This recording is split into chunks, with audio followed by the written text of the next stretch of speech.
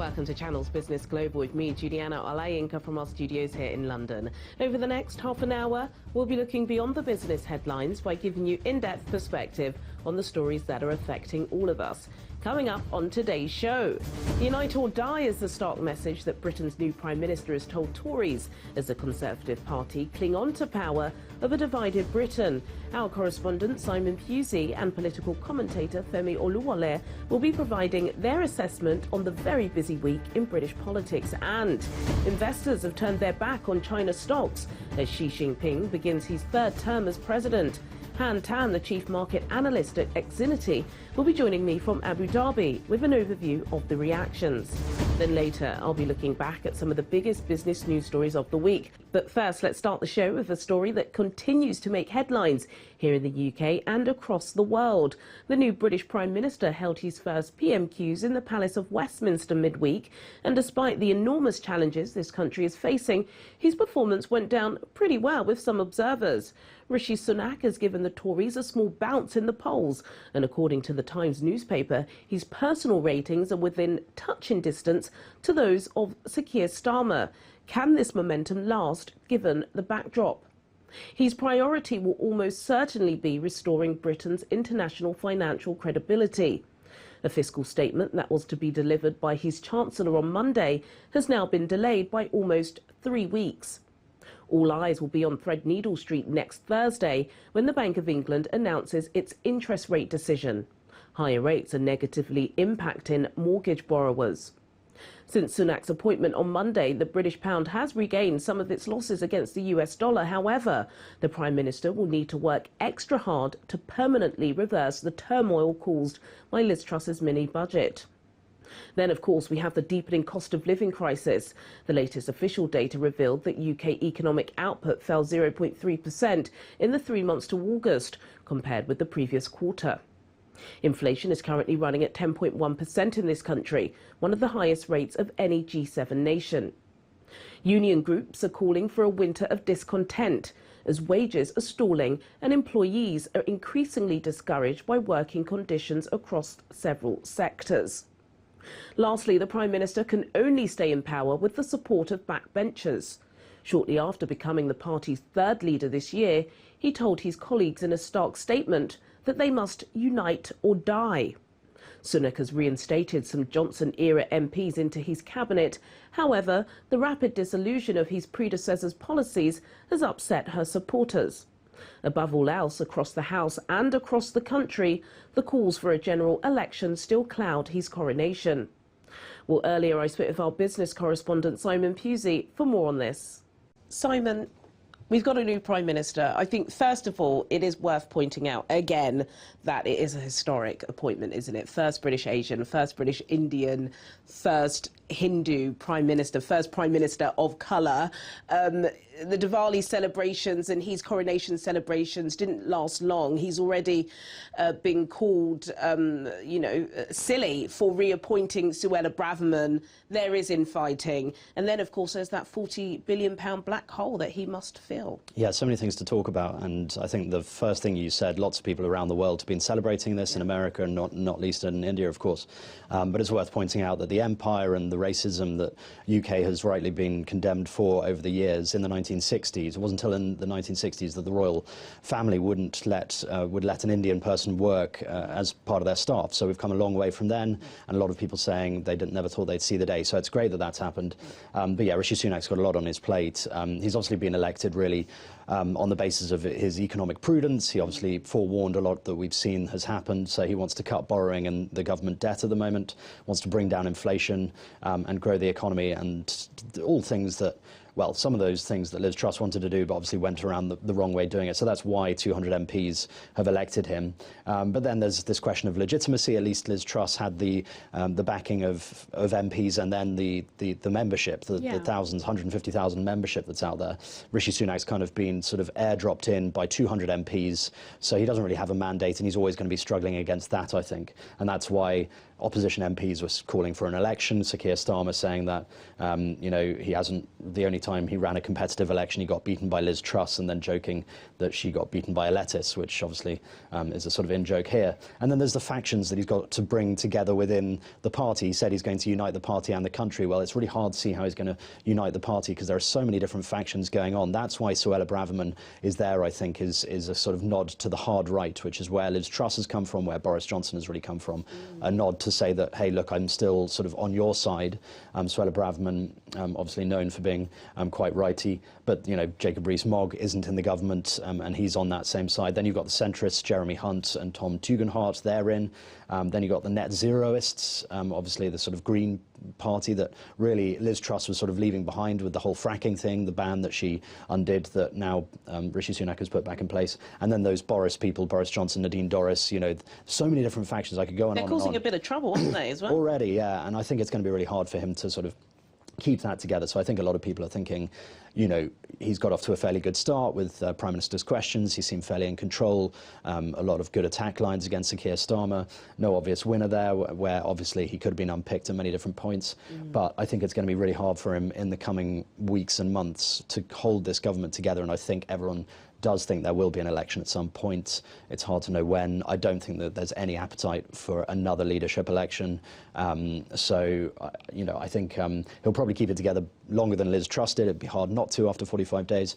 But I think the writing is kind of on the wall with all these different factions and a really hard economic situation. Obviously, we don't know what the plan is yet, but there's probably going to be cuts at some point, and then he has to kind of marry that with his own personal wealth, which of course he's going to be attacked for. So it's a really difficult situation for him, not just to keep the party together, but to try and come across as a statesman who's on the side of working people, when he's obviously been known for voting against certain things. He was voted against free school meals, and he's a multi-millionaire. So I think he's got a lot on his plate, but so far so good, I think. But yeah, people like Suella Braverman, there will probably be resignations and firings, and this merry-go-round will continue probably until there's an election. Yes, it's going to be tough for him, isn't it? Thank you, Simon. Thank you. Well, let's stay with this topic, looking at some of the headwinds facing Rishi Sunak's new government. According to the polls, millions of Britons still want the Conservative Party out of power. Femi Oluwole, a political commentator and columnist, joins me now from Birmingham for his assessment on the state of the nation. Femi Oluwole, it's always a pleasure to have you on Channel's Business Global. We don't get to have you on air enough in Nigeria. I think I know your thoughts, but for those who don't know, what do you think? We got a new Prime Minister, and he has a very daunting in-tray.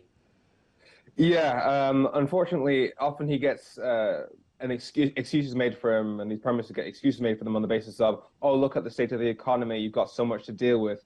But they're the ones who got us here. He was the chancellor. As far as the economy goes, he's been the one most responsible for the state of the economy for the last 2.5 years. And we ended up with the worst recession among G7 countries in 2020. He's the reason why things are as bad as they are. Yes, it's interesting, isn't it, that sometimes, the news agenda shifts and pulls in so many different directions. Brexit, every other week, it's either at the top or on the bottom. I think there are some ramblings going on with the DUP, so it's back up there. It's quite easy to forget that Rishi Sunak is a Brexiteer. What do you think Brussels will make of him? Well, he's one of the same people who, he was supporting Brexit back in 2016. Remember he wrote a letter about all the things that would happen as a result of Brexit. And I've been through them all. None of them have come true. In fact, the exact opposite stuff about cutting red tape for businesses, whereas in fact, Brexit has only increased the red tape because it's now much more complicated to sell to the EU. All the stuff he said about how it would make stuff cheaper and things have gotten more expensive. So he's one of the liars that brought us to this position in the first place. So at him, they know that he's no different from Boris Johnson. Guy Hans, a pretty wealthy businessman, he's been saying this week that the government needs a Brexit rethink. Do you agree with him?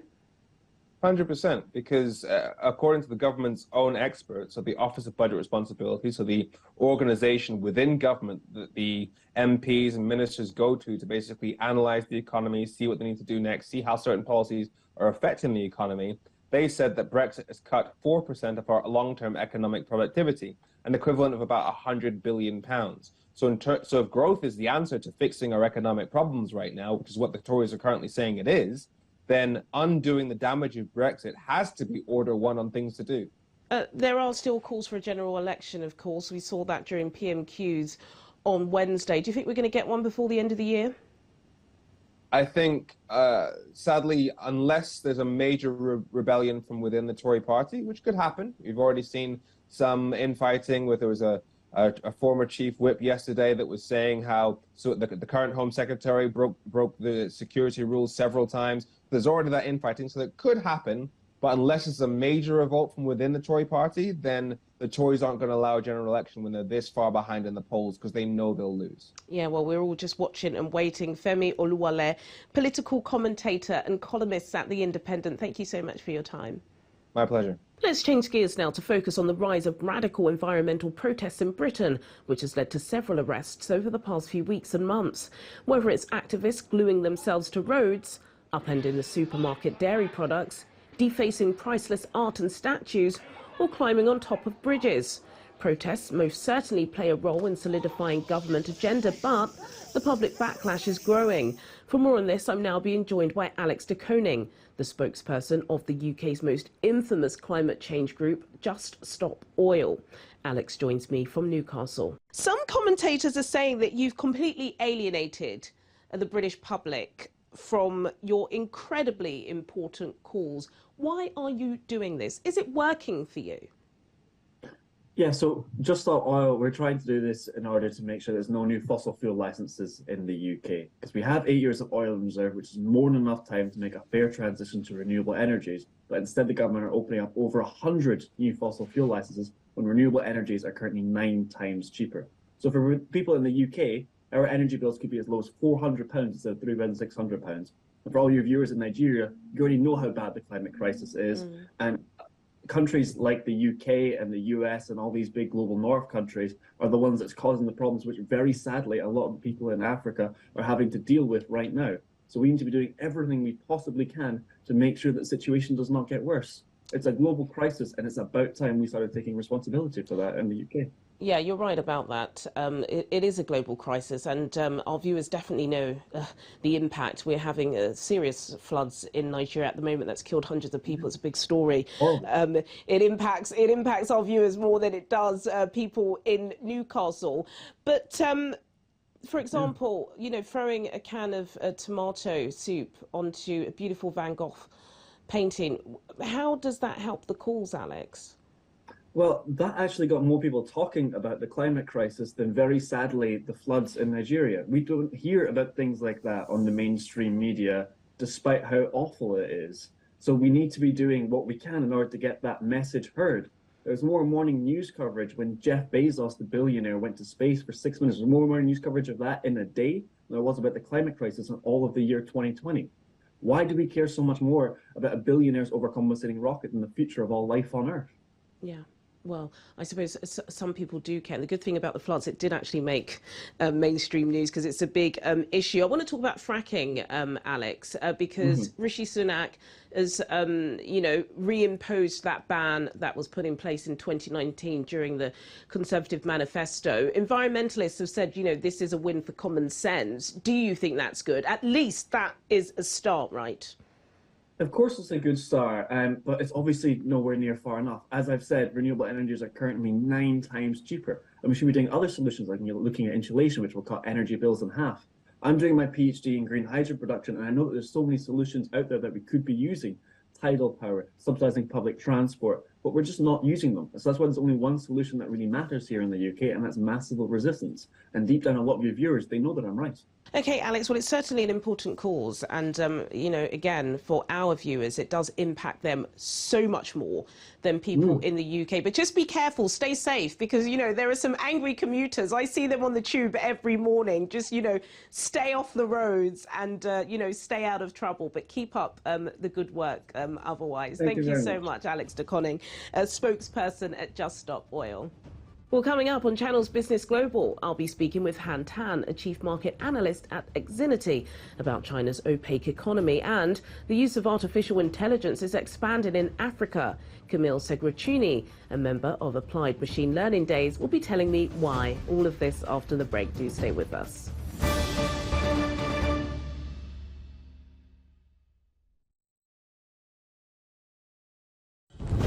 Millions of people living together in one community, working together in the same trade. We go into their midst, find out how they live and work. Oh my goodness, food business is not an easy business. I spent more than 35 years for this community. We tell these stories and how they survive in this economy. Community Report, we tell your story.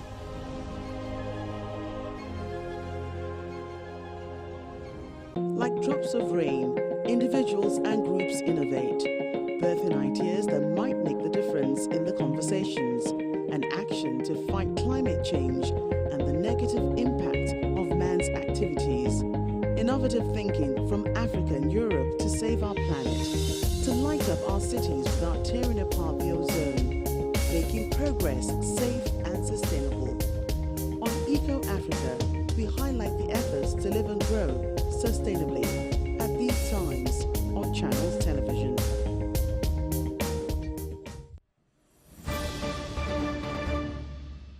Welcome back to Channel's Business Global with me, Juliana Olayinka, from our studios here in London.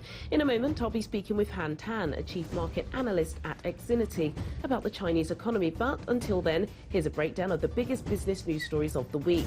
Shares in the world's largest social media group dropped by 19.3% during out-of-hours trading in New York on Wednesday night, as profits more than halved in the third quarter. Meta Platforms, the owner of Facebook and Instagram, reported that total revenue fell by 4% in the period to $27.7 billion, with net income falling 52% to $4.4 billion. Bosses at Europe's busiest airport says it expects to carry between 60 and 62 million passengers this year, three-quarters as many as before the COVID-19 pandemic. In a trading update, the airport has managed to turn a heavy £1.4 billion loss in the first three quarters of last year into a £643 million profit this year. Revenue at Heathrow grew 200% to £2.1 billion in the same period. Credit Suisse has agreed to pay €238 million to settle a French criminal probe into allegations the bank helped clients stash undeclared funds. The agreement, announced in a French court and confirmed by the banks in a statement, resolves the investigation in the country over whether the Swiss bank helped clients avoid paying tax on their wealth. In a separate case earlier this month, the bank paid $495 million to settle allegations it missold mortgage-backed securities in America. To our next story now, China's President Xi Jinping has been appointed for a third term as party leader, filling key positions with loyalists. Western observers are convinced that Xi wants a bigger Communist Party role in China's business and technology sectors, raising fears about the impact of more centralized control. Han Tan, the chief market analyst at Xinity, joins me now from Abu Dhabi for more on investor reactions. Han Tan, welcome back to Channel's Business Global. It's been a while. Hong Kong's Hang Seng stock market index, which is dominated by mainland firms, it fell by over 6% earlier this week once Xi Jinping was endorsed into a third term. What do you think investors are afraid of? I think investors are afraid of perhaps a further erosion of market-friendly culture and practices in terms of how Chinese markets operate, right? And if Beijing has a potentially stronger or more overt show and say on how things are operated, I think that's detrimental to how foreign investors work and at least what they like to see. Right? Hence the declines and the outflows that we've seen earlier this week, which has since extended year-to-date declines for not just the Hang Seng Index, but also, say, for the mainland CSI 300. Those two indices are down well over 30% so far this year. I was going to say that I just heard news that Wuhan and other parts of China have been locked down again. You know, these strict COVID curbs are lasting longer than really any other place in the world. Were you surprised then that China posted pretty strong Q3 GDP data? Yeah, I'm not so surprised, given that generally we do have to dig a little bit deeper beyond these headline figures. And when you do that for China, for instance, even if you take these numbers at face value, on one hand, you do have better than expected GDP, but on the other hand, you have slowing growth for retail sales. You look at the unemployment number that has ticked higher as well. So it shows an uneven recovery. And you're right to point out the stark contrast between China's post-pandemic recovery, where, as you mentioned, they're still persisting with its COVID zero campaign, while the whole world or the rest of the world, by and large, has moved on. Right? So I think overall, given the downside risks, not just from the COVID zero campaign, but some of these stubborn risks surrounding their property sector, I think those will still act as headwinds for the Chinese economy for a while longer. Yes, you're absolutely right. Han Tan, Chief Market Analyst at Xinity, joining us from Abu Dhabi. It's always a pleasure. Thank you, Han. Now to our final story. Applied Machine Learning Days will be hosting its second summit in Africa next week, gathering experts in the AI field from around the world to speak on the benefits of applying machine learning and artificial intelligence in innovation and sustainable development on the continent. Camille Segucini is a member of AMLD, and he joins me now from Rabat to provide further insights on what participants can expect. Camille Segucini, thank you so much for joining me on the show today. So AMLD is back in the continent next week. What can participants expect? Hello, Juliana. First, let me tell you what a pleasure it is to be given the floor today with the viewers of Channels TV to talk about AMLD Africa and this year's edition. And to answer your question, we have so many things in store for this year's participants. I mean, last year was a bit hard for us since any other format other than the online one wasn't really possible because of the COVID-19 pandemic situation. But for this year, we are going for a hybrid format. So the conference is taking place in Morocco, in Ben Guerir, the 3rd, 4th, and 5th of November at Mohammed VI Polytechnic University. But it's also broadcasted online, actually, for the many of us to actually enjoy the conference and the content. Big names are joining us from the artificial intelligence community and are joining us as speakers, keynote speakers, or workshop animators. I can name a few, if that's okay with you. We're having Yoshua Bengio, one of the founding fathers of deep learning, and also 2018 Turing Award laureate, and he is participating in our conference. But we also have senior executives from multinational companies such as Hassan Shafi, he is the president of Oracle, or also Nicholas Kelly, director of data science and AI at Novartis. So in total, AMLD Africa for this year's edition 2022 is presenting the participants with 40 different speakers from 14 different countries in Africa, talking about a variety of topics such as environment, healthcare, agriculture, natural language processing, and many others. Thank you, Camille. That's a good overview. And clearly it is the list of all lists, some really big names there. You always have big names at AMLD. But talk to me a little bit about how artificial intelligence can help to improve Africa's economic prosperity. I think I was right. It was Tim Cook, I believe, who said sometime this week that you know, in the future, we're not going to have remembered living without augmented reality or artificial intelligence. So clearly, although some people may think it's a thing for the likes of Elon Musk, but it is really becoming a reality. How can it help the continent expand? Yeah, I mean, you're totally right in thinking that this technology is really a disruptive one. And also, it's a very good question asking about how artificial intelligence can help tackle Africa's economic issue. So maybe to answer this question, I'd like to highlight really the potential of artificial intelligence solving Africa's issues. I mean, when you think about it, agriculture is really a good example of those kinds of sectors that can really have a big impact on Africa's economy.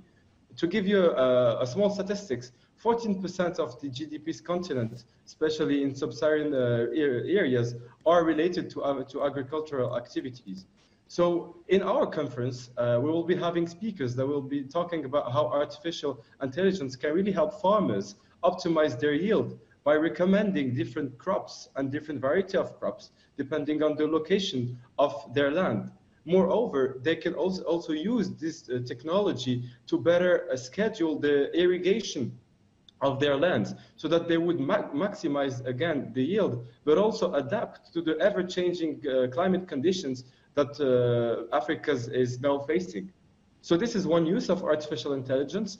Education is also one big sector where this technology can have a disruptive impact, and that is tightly linked with the issues Africa is facing when talking about economy. And as you know, in this continent, the mobile adoption is really wide and really spread. And using this technology, coupling it with artificial intelligence, engineers and machine learning engineers were able to develop applications that allow to democratize the learning and the computer science in the youth and the African youth. So those are two different applications of artificial intelligence out of many. And I'm hoping that the viewers at Channel TV will be joining us at the conference to actually enjoy all the content that we have to offer. Camille Segucini, a member of Machine Learning Africa, thank you so much, and I'll see you online next week. Well, sadly, that's all we have time for today, but as always, do get in touch with your comments and suggestions. I'll see you at the same time next week for more in-depth business analysis on Channel's Business Global. Goodbye.